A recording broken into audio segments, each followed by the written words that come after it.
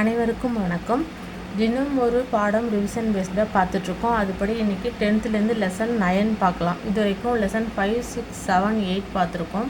Lesson 5லேருந்து தான் syllabus படி start ஆகுது. அதனால தான் லெசன் 5லேருந்து பார்த்துருக்கோம். இங்கே என்ன சொல்லியிருப்பாங்கன்னா, தமிழ்நாட்டில் பற்றின டீட்டெயில் தான். இப்போ பிரிட்டிஷ்க்கு அகேன்ஸ்டாக தமிழ்நாடு எந்த அளவுக்கு செயல்பட்டுச்சு அப்படின்னு, அதாவது காலனி ஆட்சி எதிர்ப்பதில் முன்னோடியாக திகழ்ந்தது தமிழ்நாடு. முக்கிய காரணம் எதுன்னு பார்த்தா 1806 வேலூரில் நடந்த புரட்சி. அதாவது 1857 பெருங்கலகத்துக்கு முன்னாடியே 1806 வேலூர் புரட்சி நடந்திருக்கும். இது ஒரு பெரிய இன்ஸ்பிரேஷனாக பார்க்கப்பட்டுச்சு. அதான் அடுத்து தமிழ்நாட்டில் சில சங்கங்கள் அமைச்சு இந்த பிரிட்டிஷ்காக அகேன்ஸ்டாகவும் இருந்திருப்பாங்க. அவங்களோட சேர்ந்து எப்படியாவது தன்னாட்சி பெற்றணும் அப்படிங்கிற மாதிரி இயக்கங்கள் இருக்கும். இப்போ என்னன்னாக்கா சென்னைவாசிகள் சங்கம், என்னென்னா மெட்ராஸ் நேட்டிவ் அசோசியேஷன், MNAன்னு சொல்லுவாங்க. எப்போ ஸ்டார்ட் பண்ணாங்கன்னா 1852 பிப்ரவரியில் ஸ்டார்ட் பண்ணியிருப்பாங்க. யாருன்னா கஜ்ரு, லட்சுமிநரசு, ஸ்ரீனிவாசன் மற்றும் அவர்களை சேர்ந்த பலர். இது MNA வணிகர்களால் துவங்கப்பட்டது. சரியா? அடுத்தது இவங்களோட கோரிக்கைகள் சில இருக்கும். அதில் முக்கியமானது வரியை குறைங்க அப்படின்னு சொல்லியிருப்பாங்க. அடுத்து வருவாய் அதிகாரிகள் விவசாயிகள் சித்திரப்படுவதற்கு எதிராக இவ்வமைப்பு MNA நடத்திய போராட்டம். அதாவது வருவாய்த்துறை அதிகாரிகள் என்ன பண்ணுறாங்க, விவசாயிகளை சித்திரப்படுத்துகிறாங்க. MNA செஞ்ச மெயின் ஒன்று கேட்பாங்க, என்ன அப்படின்னாக்கா, அவங்க டார்ச்சர் கமிஷன் இருக்கும், நிறுவப்பட்டிருக்கும். இவங்க சித்திரவதை சட்டத்தை அந்த கமிஷன் சித்திரவதை சட்டத்தை ஒழிச்சிருக்கும். இதுதான் இவங்க செஞ்ச எல்லாம் முக்கியமான விஷயம். அதாவது டார்ச்சர் கமிஷன் அமைச்சு, சித்திரவதை ஆணையம் அமைச்சு சித்திரவதை சட்டத்தை ஒழிச்சிருப்பாங்க.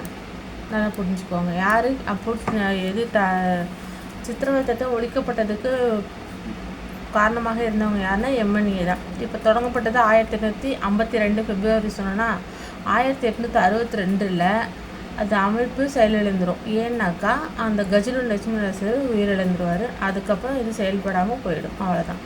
அடுத்தது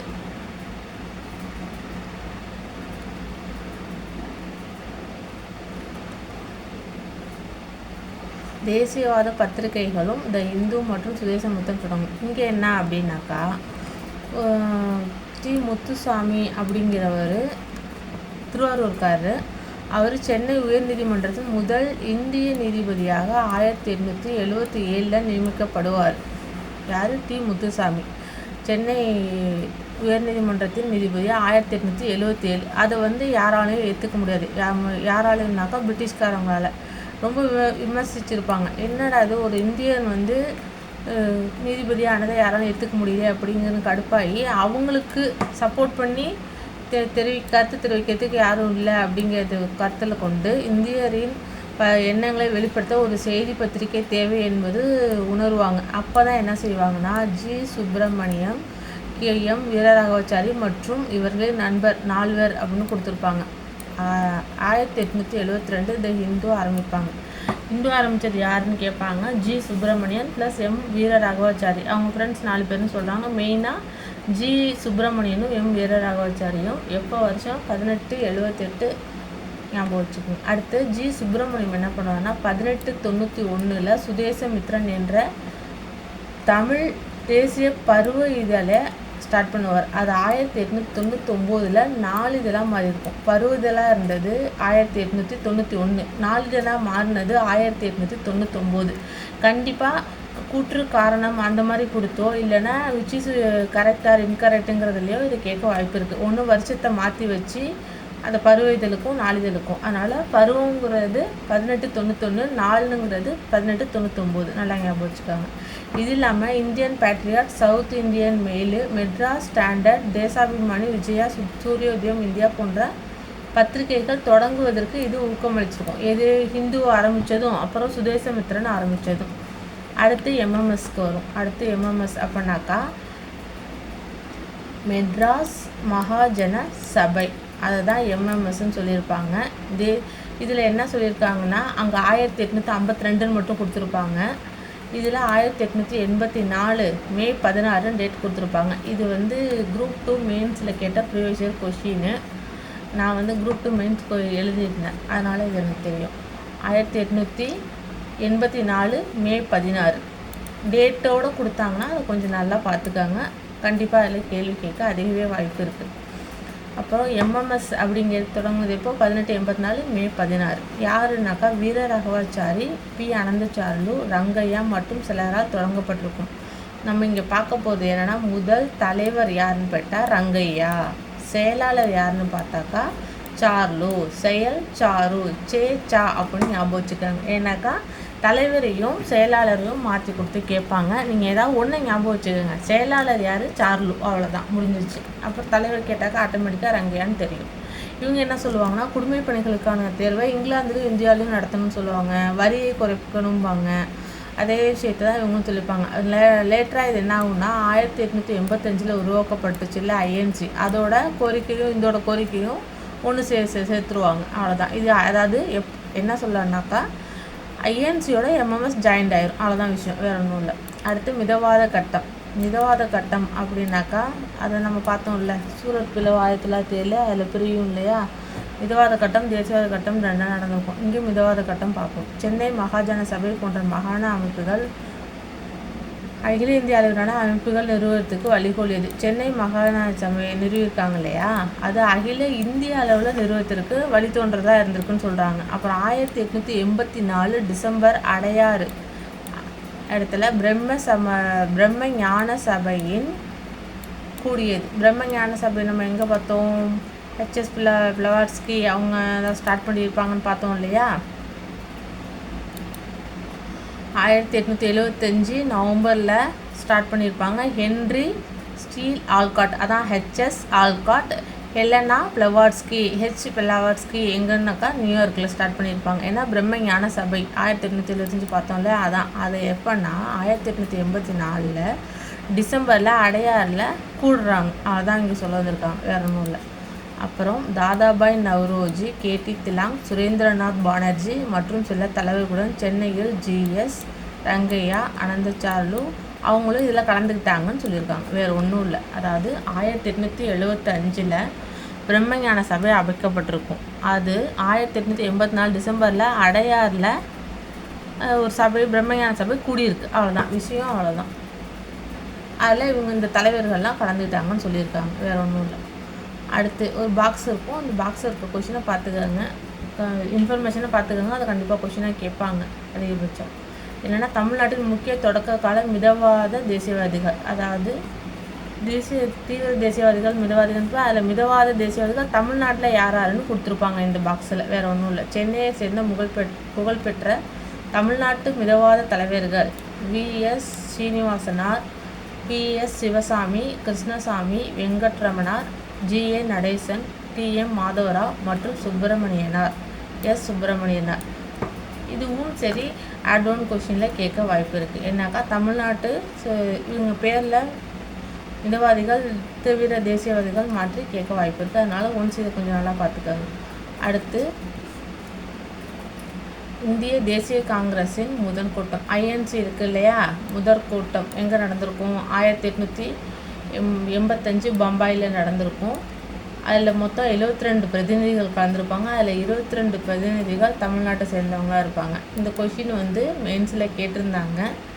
அதில் கொஞ்சம் மிஸ்மேட்ச் ஆச்சு. அந்த கொஷினை ஹோல்ட் பண்ணி வச்சாங்க. என்னன்னா, ஆனால் இது புக்கில் இருக்க இன்ஃபர்மேஷன் இதுதான். 72 பேர் கலந்துருப்பாங்க. 22 பேர் மெட்ராஸ் மாகாணத்திலேருந்து வந்திருப்பாங்க. அதுதான். இதில் என்னன்னாக்கா 1885 பம்பாயில் ஃபஸ்ட்டு கூட்டம் நடந்திருக்கு. அதுக்கு தலைவர் யார்? டபிள்யூசி பானர்ஜின்னு பார்த்துருக்கோம். அடுத்து செகண்ட் என்னன்னாக்கா 1886 கல்கத்தாவில் நடந்திருக்கும். அதுக்கு தலைவர் தாதாபாய் நவ்ரோஜி. 3 ஜி இருப்பாங்க, 85, 86, 87. ஃபஸ்ட்டுக்கு டபிள்யூசி பானர்ஜி, செகண்டுக்கு தாதாபாய் நவ்ரோஜி, தேர்டுக்கு பக்ருதீன் தியாப்ஜி. சரியா? ஃபஸ்ட்டு நடந்தது பம்பாய் பி, அடுத்து கல்கத்தா சி, அடுத்து சிஹெச்னு ஞாபகம் வச்சுக்கோங்க, சென்னை. இல்லாட்டினா மெட்ராஸ் எம்னு வச்சுக்கோங்க ஞாபகம். அவ்வளோதான், முடிஞ்சு. அடுத்து ஃபஸ்ட்டுக்கு யார்? டபிள்யூசி பானர்ஜி, ரெண்டாவதுக்கு தாதாபாய் நவ்ரோஜி, மூணாவதுக்கு பக்ருதீன் தியாப்ஜி. நடந்தது சென்னை. எக்ஸாக்டாக இடம் கேட்டாங்கன்னா 1000 விளக்கு என்ற 1000 லைட் ஏரியா, மக்கீஸ் தோட்டம். அது இப்போது அங்கே ஃபஸ்ட்டு செஷனுக்கு நம்பர் கொடுத்தாங்க 72ல் 22 பேர்னு. அதாவது செகண்டுக்கு கொடுக்கல, தேர்டுக்கு கொடுத்துருக்காங்க. என்னென்னா மொத்தம் 607 பேர் கலந்துருப்பாங்க. அதில் 362 பேர் சென்னை மாகாணத்தை சேர்ந்தவர்கள். 50% தாண்டி எத்தனை? 607, 67 நடுப்புற ஒரு 0.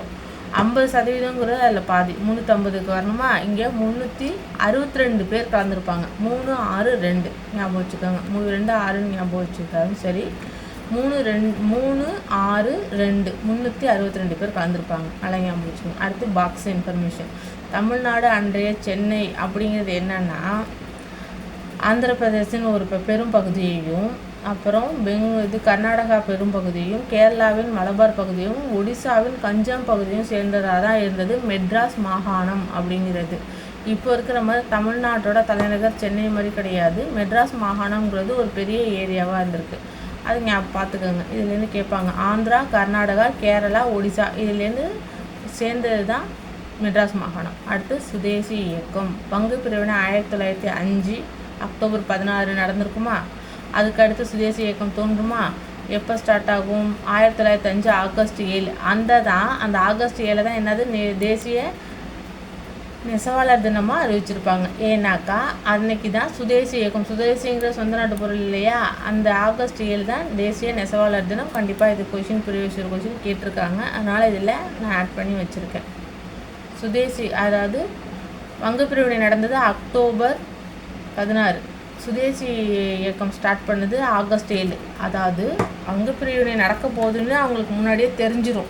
ஜூலை மாதமே தெரிஞ்சிடும். அதனால் அவங்க என்ன செஞ்சுருவாங்கன்னா ஆகஸ்ட்டில் சுதேசி இயக்கத்தை ஆரம்பிச்சிடுவாங்க. ஆனால் அஃபீஷியலாக வங்க பிரிவினை பிரித்து அறிவித்தது எப்படின்னாக்கா அக்டோபர். இது மாதிரி இந்தியாவின் பல பகுதிகளில் குறிப்பாக வங்காளம், பஞ்சாப், மகாராஷ்டிரா ஆகிய பகுதியில் தலைவர்கள் தோன்றாங்க. வங்காளத்தில் யார்? பிபின் சந்திரபால். பஞ்சாபில் லாலா லஜபதி ராய் பார்த்துருப்போம். மகாராஷ்டிரானாக்கா பாலகங்கா திலகர். ஃபேமஸான தலைவர்கள். அவ்வளோதான். அடுத்து தமிழ்நாட்டில் எதிர்வினை தெரிவித்தது முக்கியமாக யார் இருப்பான்னு பார்த்தா வ.உ. சிதம்பரனார், வி.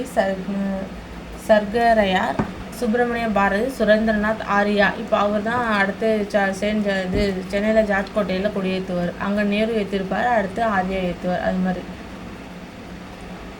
பாரதியாரின் தேச பாடல்கள் மிக உதவியாக இருந்திருக்கும். சுதேசமித்திரன் இந்தியா ஆகிய 2 இதழ்கள் தொடங்கியிருப்பாங்க. சுதேந்திரமித்திரன் தொடங்கினது GS 1891. நாங்கள் பார்த்தோம் இல்லையா, நான் ஃபஸ்ட்டு பருவத்தில் இருக்கும். 1899 4 இதெல்லாம் மாறிடும். அவ்வளோதான்.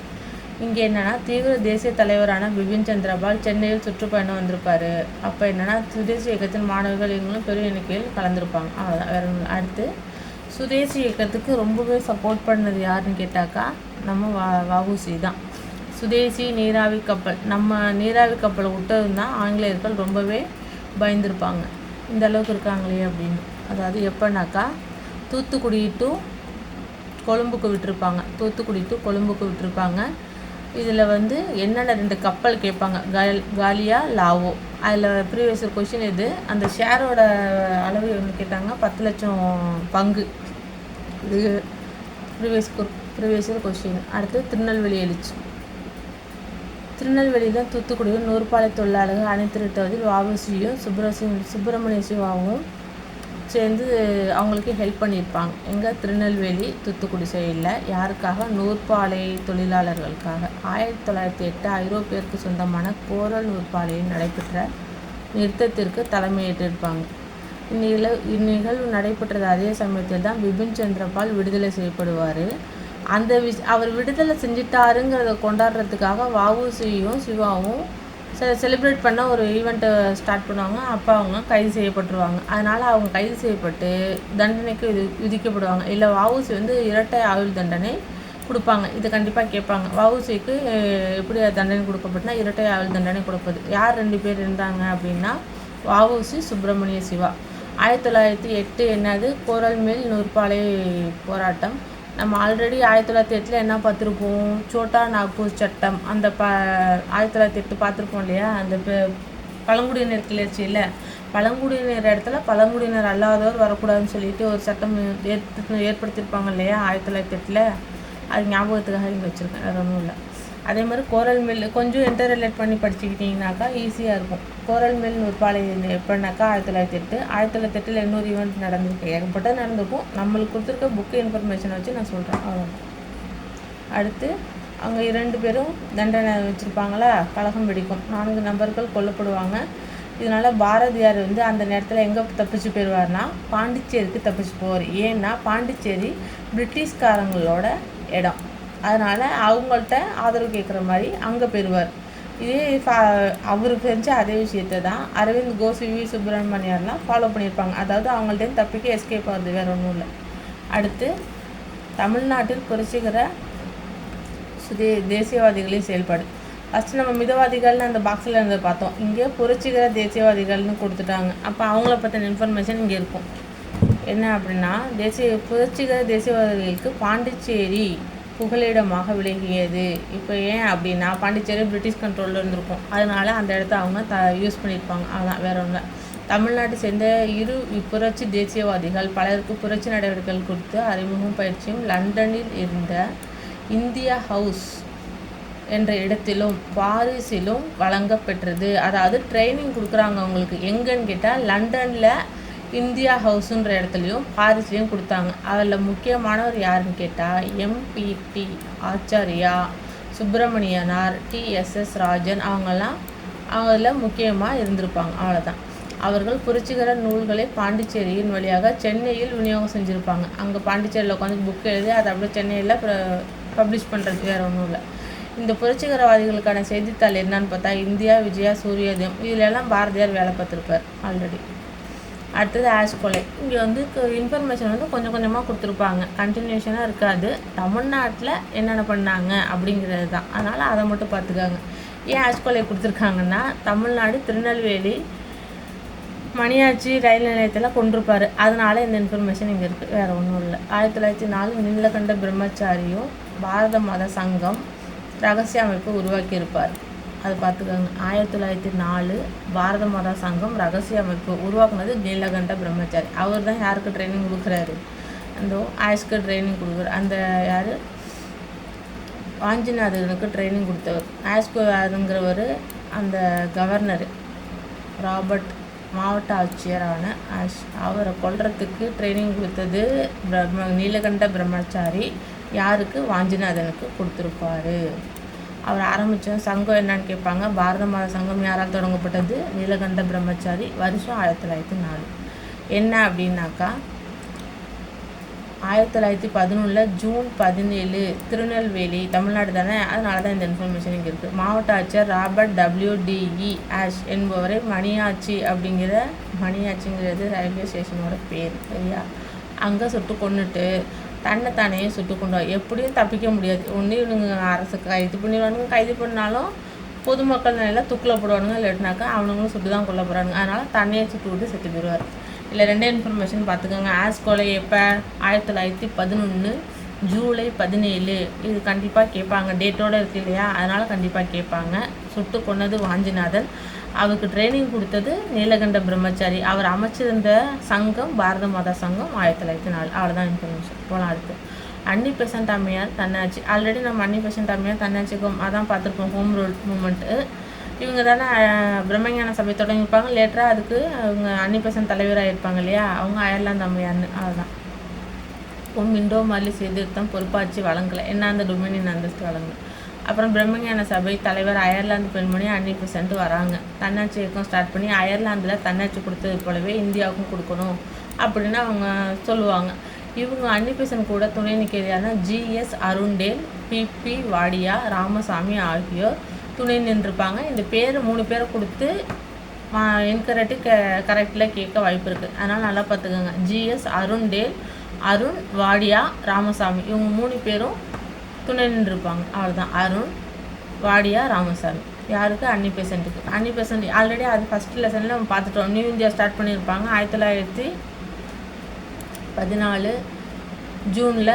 காமன்வெல்த் ஸ்டார்ட் பண்ணியிருப்பாங்க 1914 ஜனவரியில். ரெண்டுமே அன்னி பெசன்ட் தான். அது இல்லாமல் ஹவ் ரோட் இந்தியா, அதாவது இந்தியா துயருற்றுதுங்கிற ஒரு புக்கும் எழுதியிருப்பாங்க. இந்த லெசனில் என்ன ஒரு இன்ஃபர்மேஷன் கொடுத்துருப்பாங்கன்னா, அதிநவீன வசதிகளுடன் கூடிய ரயிலில் அடிமையாக இருப்பதை விட சுதந்திரமான மாட்டு வண்டி ரொம்ப மேலானதுன்னு சொல்லியிருப்பாங்க. இந்த கூற்று யார் கூறியதுன்னு கேட்பாங்க. அன்னி பெசன்ட். நல்லா ஞாபகம் வச்சுக்கோங்க. அடுத்து 1910 பத்திரிகை சட்டம் பார்த்துக்காங்க. நம்ம பார்த்துருப்போம் 1905 காந்தி ஃபீனிக்ஸையும் 1910 பண்ணையாளர் இதுன்னு பார்த்துருப்போம் இல்லையா? அந்த 10 பண்ணையாளர்னு நான் சொல்லியிருந்தேன். இந்த 10 பத்திரிகை சட்டம்னு ஞாபகம் வச்சுக்கோங்க. இப்படி ஒவ்வொன்றையும் இன்டர்ரிலேட் பண்ணி ஞாபகம் வச்சுக்கிட்டிங்கன்னா கொஞ்சம் அதாவது கன்ஃபியூஸ் ஆகாது, நல்ல ஞாபகம் இருக்கும். சரியா? அடுத்து இந்த கீழே கொடுத்துட்டாங்க பாருங்கள், அன்னி ப்ரெசன்ட். அந்த 2 செய்தித்தாள் இல்லாமல் விடுதலை பெற இந்தியா எப்படி துயரட்டுறது, how India wrought for freedom அப்படிங்கிறதும், இந்தியா அப்படி அதாவது ஏ நேஷன் அப்படின்ற 2 புக்கையுமே எழுதி வெளியிட்டிருப்பாங்க. துண்டு பிரசுரங்களையும் எழுதி வெளியிடுவாங்க. ஆல்ரெடி 2 நியூஸ் பேப்பர், என்ன நியூ இந்தியா, காமன்வெல். அது இல்லாமல் புக்கு 2 அவங்களோடது எது அப்படின்னு கேட்டாக்கா how India wrought for freedom, A nation. இது 2 புக்கு. இது 4த்தையும் கொடுத்து கண்டிப்பாக குற்றக்காணத்தில் கேட்பாங்க, கன்ஃபியூஸ் பண்ணிக்காதீங்க. யார்? அன்னி பெசன்ட்டோடது. அடுத்து பிராமணர் அல்லாதோர் இயக்கமும் காங்கிரஸுக்கு சவாலும். இங்கே என்னென்னா பிராமணர் அல்லாத இயக்கம் தோன்றணும் அப்படின்னு சொல்லிட்டு பிராமணர்கள் தான் ரொம்ப ஆதிக்கம் பண்ணுறாங்கன்ட்டு அவங்களுக்காக பிராமணர் அல்லாதவர்களுக்காக சங்கங்கள் அமைச்சிருப்பாங்க. அதை தான் இங்கே கொடுத்துருப்பாங்க. பிராமணர் அல்லாதோர் தங்கள் நலன்களை பாதுகாத்து கொள்வதற்காக தங்களே ஒரு அரசியலமைப்பாக அணி திரட்டி கொண்டனர். அவ்வளோதான், வேற ஒன்றும் இல்லை. 1912 சென்னை திராவிட கழகம் உருவாக்கப்பட்டிருக்கும். இப்போ 1912 மெட்ராஸ் திராவிடியன் அசோசியேஷன் தொடங்கியிருப்பாங்க. கண்டிப்பாக இதெல்லாம் கூட்டிருக்காருமா ப்ரீவியஸ் கொஷினில். யார் அதன் செயலராக இருந்தது? ஸ்ரீ நடேசனார். பார்த்துக்காங்க. அடுத்து 1916 ஜூன் மாதத்தில் பிராமணர் அல்லாத மாணவர்களுக்காக திராவிடர் சங்கம் தங்கும் விடுதியை நிறுவியிருப்பாங்க. 12 மெட்ராஸ் திராவிடியன் அசோசியேஷன். தமிழ்லையும் பார்த்துக்கோங்க, இங்கிலீஷில் கொஞ்சம் பார்த்துக்கிங்கன்னா கன்ஃபியூஸ் ஆகாமல் இருக்கும். அதனால தான் ப்ராக்கெட்டில் இருக்கிறத கண்டிப்பாக பார்த்துக்கோங்க. இப்போது சென்னை திராவிட கழகம் அப்படிங்கிறத இந்த மெட்ராஸ் திராவிடியன் அசோசியேஷன் இருக்கு இல்லையா, அதை அப்படியேவும் கொடுக்க வாய்ப்பு இருக்குது. மெட்ராஸ் திராவிடியன் அசோசியேஷன் தமிழில் அப்படியே அந்த வார்த்தைகளை சொல்லி. அதோட செயலராக இருந்தது நடேசனார். 16 விடுதி ஆரம்பித்தாங்க, அதாவது ஹாஸ்டல். அவ்வளோதான். அப்புறம் 1916 November 20 P Thyagarayar, doctor TM Nair, Natesan ஆகியோர் தலைமையில் 30 பிராமண அல்லாதவர்கள் சென்னை விக்டோரியா பொது அரங்கில் கூடியிருப்பாங்க. எப்போ? 1916 நவம்பர் 20. எதுக்காகனா பிராமணர் அல்லாதவரின் நலனுக்காக மேம்படுத்துவதற்கு தென்னிந்திய நல உரிமை சங்கம் அமைப்பாங்க. எப்போ அப்படின்னாக்கா 1916 நவம்பர் 20. இது லேட்டராக என்னவா மாறிடும்? ஜஸ்டிஸ் பார்ட்டியாக இதுதான் மாறும். 1912 கேட்டால் மெட்ராஸ் திராவிடியன் அசோசியேஷன். 1916 ஜூன் அதாவது ஹாஸ்டல் ஞாபகம் வச்சுக்கோங்க. 12 MDA, 16 ஜூன் ஹாஸ்டலு. அப்புறம் 16 நவம்பர் அப்படின்னாக்கா SILF அதாவது சவுத் இந்தியன் லிபரல் ஃபெடரேஷன். இது கேட்பாங்க.